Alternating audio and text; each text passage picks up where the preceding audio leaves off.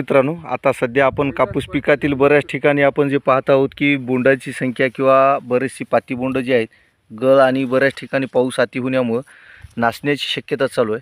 तर शेतकरी मित्रांनो, आपण जे नियोजन करत असतो याच्यामध्ये पाहू शकतो की आपण जे पहिले प्रथम म्हणजे आपण निवडतो व्हेरायटी चांगली, आणि व्हेरायटीमध्ये बियाणं जे वाण जर चांगलं असेल ना, तर या वाणामध्ये आपण पाहू शकतो की शेंडा ते बूड जशा पद्धतीने याला माल आहे हे निवडणं महत्त्वाचं आहे.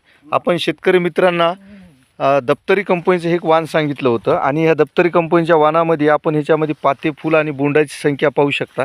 शेतकरी मित्रांनो, हे वाण एक नंबर छान असं निवडलेलं आहे.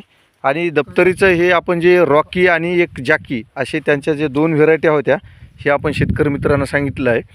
तर शेतकरी मित्रांचं हे जे नियोजन आहे आता त्यांच्याकडून जाणून घेऊया की आपण याला जे फवारणी आणि जे निंदन सांगितलं किंवा निंदाच्या माध्यमातून नंतर जे यांनी जे खताचे डोस टाकले त्यांनी योग्य केले. तर भाऊ, आता या व्हेरायटीमध्ये तुम्ही समाधानी आहात का?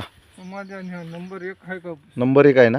आता याला पाते फुलं बोंडाची जी संख्या आहे तो सध्या 50-60 बंड निभरली आहे. हां, आणि 50-60 आणि पाती आहे.